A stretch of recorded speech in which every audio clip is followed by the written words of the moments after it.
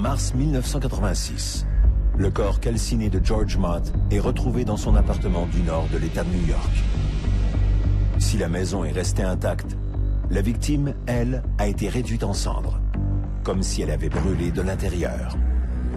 Il s'agirait d'un cas de combustion humaine spontanée.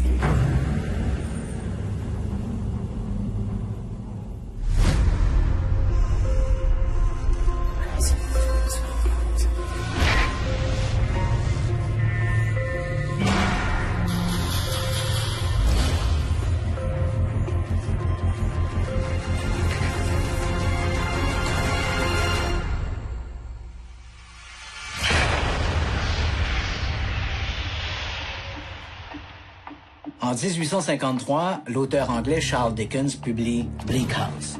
Au gré de l'intrigue, Dickens fait disparaître l'un de ses personnages dans un nuage de feu, une combustion humaine spontanée. À l'époque de Dickens, il était de croyance populaire que les alcooliques invétérés pouvaient s'enflammer d'eux-mêmes, et ce justement à cause de leur goût immodéré pour les spiritueux très inflammables. Si aujourd'hui cette association entre combustion humaine spontanée et alcoolisme est chose du passé, le sujet n'en demeure pas moins d'actualité. En 2010, le corps d'un homme de 67 ans, Michael Faherty, a été retrouvé dans son petit meublé de Ballybane en Irlande. Le corps de M. Faherty avait pratiquement été réduit en cendres, alors que son appartement n'avait que très peu souffert de l'incendie. Le médecin légiste, le Dr Ciaran McLaughlin, incapable de trouver une explication rationnelle au décès de M. Faherty, en a conclu que le septuagénaire avait probablement été victime d'une combustion humaine spontanée.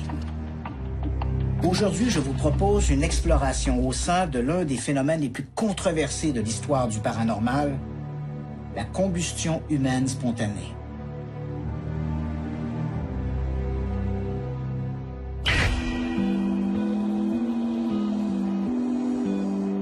Christian décide de se rendre en Pennsylvanie, aux États-Unis, pour aller rencontrer les experts sur le sujet. Lorsqu'il est question de combustion humaine spontanée, la référence incontournable est Larry Arnold. Cet ingénieur mécanicien s'intéresse à ce brûlant sujet depuis près de 40 ans et dirige Parascience, un organisme qui enquête sur des phénomènes qui défient l'orthodoxie scientifique. Larry Arnold a publié A Blaze, un ouvrage consacré à la combustion humaine spontanée. Le livre présente une dizaine d'histoires, dont celle de George Mott, une histoire sur laquelle Larry Arnold a enquêté personnellement. Comment résumeriez-vous la combustion humaine spontanée? La combustion humaine spontanée est la capacité pour un corps de s'enflammer, de faire des cloques et de brûler en l'absence d'une source d'ignition ou d'une flamme à proximité. On a l'impression que l'environnement également échappe à la chaleur ou aux flammes. C'est le cas classique de combustion humaine spontanée. Le corps est presque entièrement consumé, déshydraté, réduit en poudre. Mais en même temps, toutes les matières combustibles environnantes qui s'enflamment à des températures beaucoup plus basses que le corps humain ne sont pas détruites. Des piles de journaux, des objets de plastique et parfois même les vêtements de la victime elle-même n'ont pas brûlé. Alors que le corps, lui, s'est consumé de façon plus complète que dans les crématoriums, et ce, même sous des conditions normales. Voilà tout le mystère. Dans votre livre, A Blaze, vous présentez plusieurs cas, et l'un de ces cas pour lesquels vous semblez demeurer perplexe, c'est celui de George Mott. George Mott était un pompier à la retraite de 58 ans qui vivait seul. Il a été vu pour la dernière fois par son fils Kendall le soir du 24 mars 1986.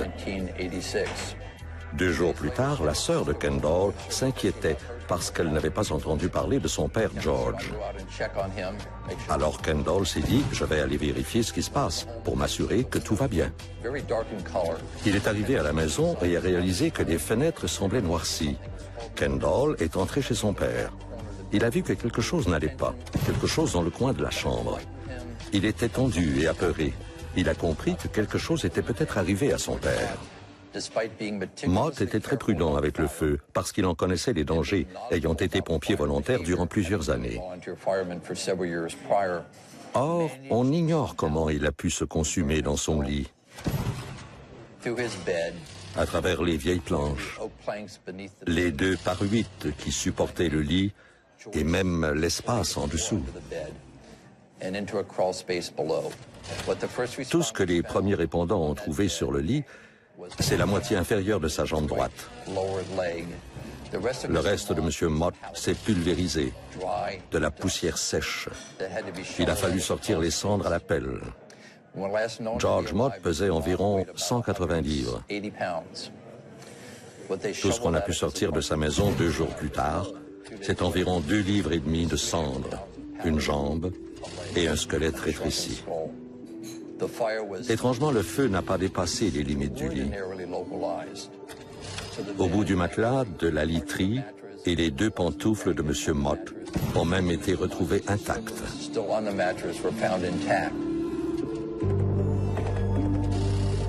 Les investigateurs n'ont trouvé ni cigarette ni cigare au cours de leur enquête. Il y avait bien des allumettes, mais elles servaient à allumer le poêle pour les invités, situé de l'autre côté de la pièce. Pourquoi ces allumettes n'ont-elles pas pris feu? Voilà une question à laquelle ni nous, ni les autorités locales ne pouvons répondre. Les allumettes étaient près d'une source de chaleur qui devait atteindre les 2000 degrés Fahrenheit. À cette température, on pourrait brûler de la roche ou de la lave. Pourquoi ces allumettes, qui n'étaient qu'à quelques mètres, n'ont-elles pas pris feu? Il y avait aussi tellement d'autres objets dans la maison qui auraient pu se consumer. Le feu n'a pris que dans le lit de M. Mott. Pourquoi cette résistance de la communauté scientifique à s'intéresser à ce genre de sujet? On s'est demandé pendant des années pourquoi le service des incendies n'a pas voulu se rendre à l'évidence. L'information et les cas que nous avons compilés expliquent la combustion humaine spontanée. N'importe qui d'un peu curieux aurait souhaité trouver une explication à cette histoire plutôt étrange. Quelqu'un au département des incendies aurait dû essayer de comprendre ce qui s'est produit. Mais la plupart s'en foutent carrément. La meilleure explication que nous ayons pour justifier leur mutisme et ce déni de l'information se résume à la xénophobie. Ils ont peur de l'inconnu. Ils ne croient que ce qu'ils connaissent du comportement du feu et de ses habitudes. Ces cas viennent remettre en question toutes ces connaissances, cette compréhension et ce savoir qu'ils croient détenir. Donc, pour certains, c'est juste dérangeant, stressant, beaucoup trop embarrassant.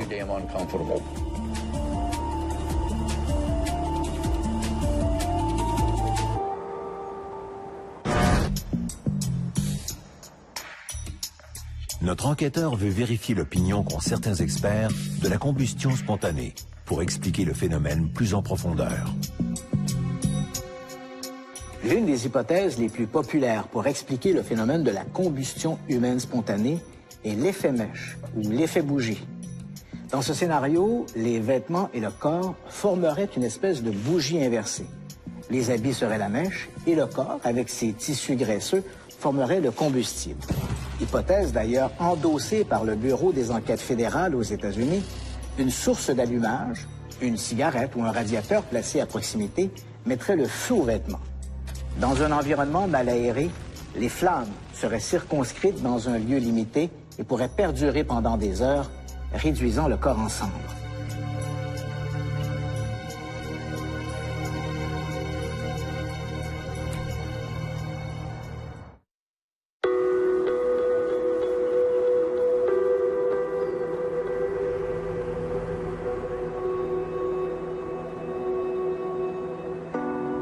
Christian va dans le comté d'Essex, dans l'État de New York, pour tenter d'approfondir son enquête.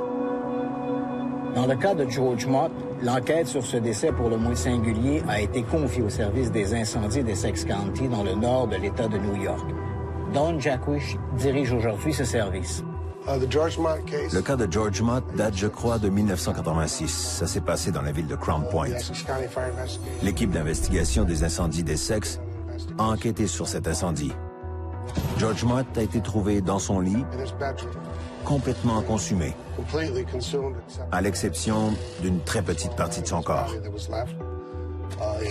Il semblait avoir brûlé à travers son matelas et son sommier, jusqu'au plancher.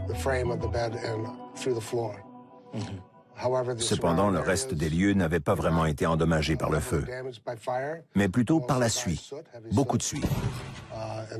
Et la maison est demeurée intacte. C'est un cas vraiment inhabituel.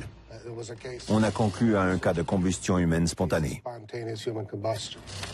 À ce moment-là, j'imagine que les enquêteurs originaux ont évalué toutes les possibilités pour expliquer l'incendie. Quelles ont été leurs conclusions originales?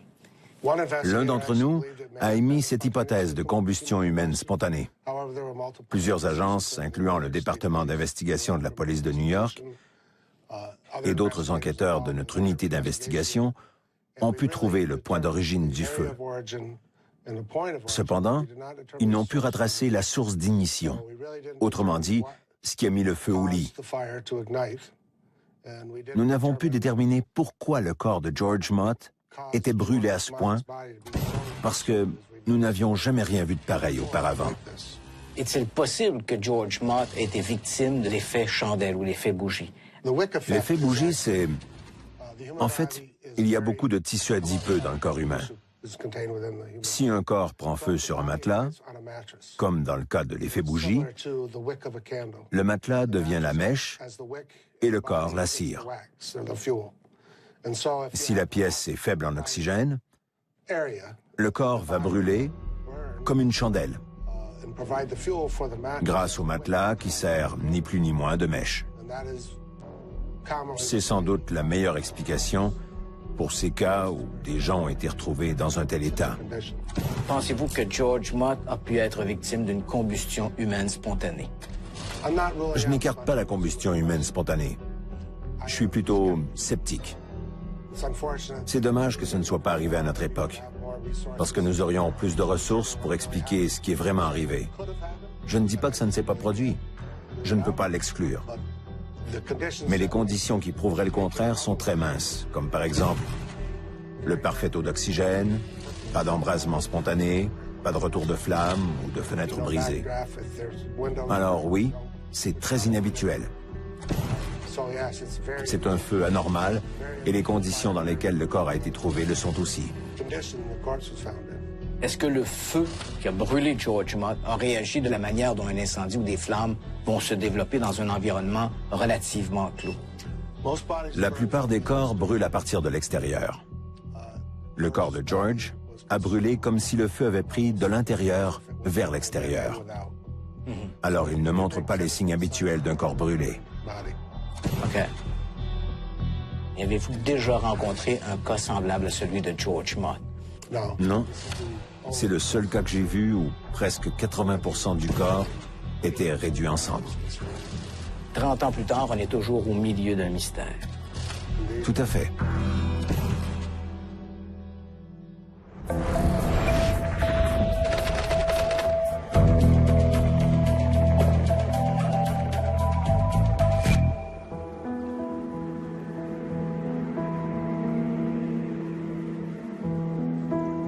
La faiblesse dans le cas des combustions humaines spontanées, c'est le temps écoulé entre le début de la combustion et la découverte du corps. Les sceptiques soutiennent qu'un mécanisme comme l'effet bougie ou l'effet mèche pourrait réduire un corps en cendres en quelques heures. Dans le cas des crémations dans les centres funéraires, le processus demande près de 3 heures à des températures de 2500 degrés. Et même après coup, il reste des os qui doivent être broyés pour finaliser le processus. Le 8 novembre 1964, les sapeurs-pompiers de Upper Darby, en Pennsylvanie, reçoivent un appel. Un feu fait rage en banlieue sur Drexel Hill. Il est exactement 8h45. Lorsque les sapeurs arrivent sur place, une maison à 2 étages, une épaisse fumée noire s'échappe du deuxième. Lorsque les pompiers entrent dans la pièce d'où vient toute cette fumée, ils remarquent qu'il n'y a que très peu de flammes. En fait, le brasier semble circonscrit dans un seul coin de la pièce. Il ne leur faut que quelques minutes pour éteindre les flammes. Puis, au fur et à mesure que la fumée se dissipe, les pompiers sont confrontés à un spectacle extraordinaire. C'est selon toute apparence un fauteuil placé dans le coin de la pièce qui était en flammes. Et visiblement, il y avait quelqu'un d'assis dans ce fauteuil. Sur le devant de la chaise, les pompiers voient 2 jambes, des orteils aux genoux. Le reste du corps a disparu. Curieusement, la pièce a très peu souffert de l'incendie. À en juger par l'état de crémation avancé de la victime, on pourrait croire que le feu a fait rage pendant des heures. Mais il n'en est rien. La victime, Mme Helen Conway, a été vue quelques minutes avant que des voisins n'appellent les sapeurs-pompiers pour signaler un incendie.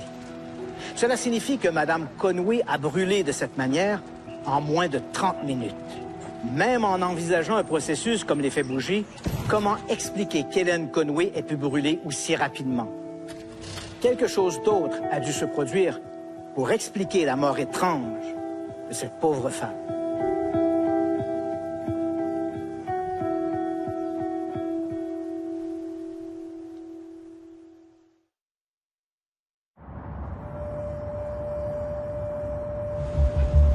De retour à Montréal, Christian rencontre Régis Ollery, médecin et professeur d'anatomie à l'Université du Québec à Trois-Rivières, qui a étudié la combustion humaine spontanée.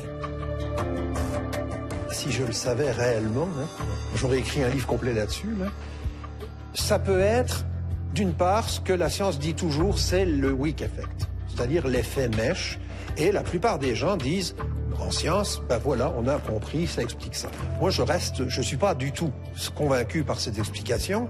Une hypothèse beaucoup plus récente, qui a été soulevée par un grand scientifique, mais autodidacte. Et selon Brian Ford, ce scientifique, selon lui, la succession des événements est la suivante. Le phénomène concerne souvent des gens qui sont pas en pleine forme, disons. Donc, ce sont des gens qui ont probablement des métabolismes biochimiques qui sont pas tout neufs. Ces gens-là vont utiliser pour faire de l'énergie, on utilise nous en général les sucres, mais eux vont utiliser beaucoup plus de lipides que des sucres. Les triglycérides qui sont formés libèrent du glycérol, ça fait de l'énergie, et des acides gras. Je vous l'avais dit, c'est un peu compliqué, mais les acides gras peuvent rentrer dans les mitochondries, ce sont des petits organites qu'on a tous dans nos cellules. Dans ces mitochondries, ils vont se transformer, plusieurs étapes, et ça amène, entre autres, un petit peu d'acétone. Cet acétone se retrouve dans l'expiration, dans l'air expiré des patients, et va également se retrouver dans le tissu adipeux. Eh bien, s'il y a de l'acétone ambiante, il suffirait d'électricité statique par des vêtements pour déclencher effectivement du feu. On le sait, quand on utilise de l'acétone dans des laboratoires, il faut des conditions de sécurité vraiment extrêmes. Donc c'est très inflammatoire. Maintenant, comme je disais, c'est une théorie qui n'est pas vérifiable expérimentalement. Donc ça reste à l'état de théorie. Je n'ai jamais entendu parler d'un cas où on aurait trouvé un individu intact de l'extérieur et qu'à l'intérieur, au moment de l'autopsie, on aurait découvert, par exemple, les organes brûlés. On ne voit pas d'ailleurs comment, de l'intérieur, il pourrait naître cela, même si on prend l'hypothèse de l'acétone comme, disons, la plus séduisante, même si elle n'est pas bétonnée, ça ne prend pas à l'intérieur. Ça reste donc toujours une source extérieure. A priori, oui. Alors certains disent, oui, mais il y a des gens chez qui on n'a rien trouvé comme source. C'était des non-fumeurs, il n'y avait pas de feu de cheminée, il n'y avait rien du tout. Oui. Bon.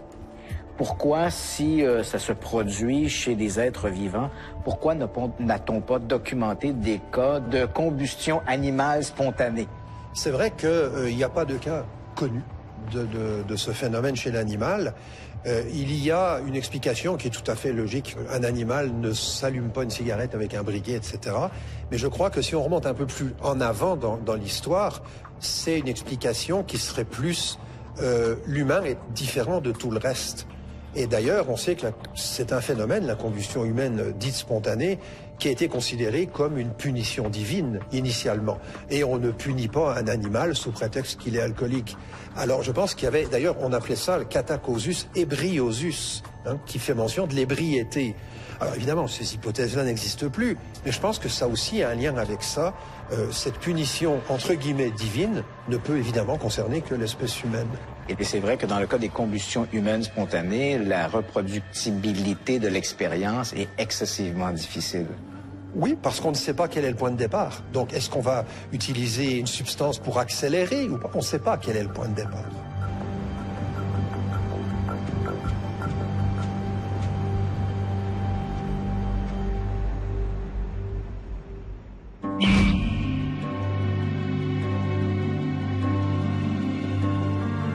Je pense que les victimes de la combustion humaine spontanée ne sont pas décédées d'un feu né de l'intérieur, mais ont plutôt été frappées par un phénomène d'autocombustion accélérée.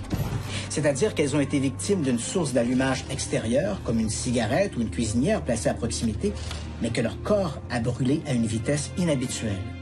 Je pense également que pour brûler de la sorte, ces gens présentaient des états pathologiques particuliers. Malheureusement, j'ignore quels sont ces états pathologiques. L'élément X m'échappe encore. Bien sûr, je ne rejette pas entièrement l'effet bougie ou l'effet mèche, mais cette hypothèse est très controversée dans certains cas, comme dans le cas de la mort d'Hélène Conway, et doit être écartée dans les situations où il y a eu des témoins oculaires ou des survivants. Dans le cas des combustions humaines spontanées, il faut bien l'avouer, la mécanique nous échappe encore.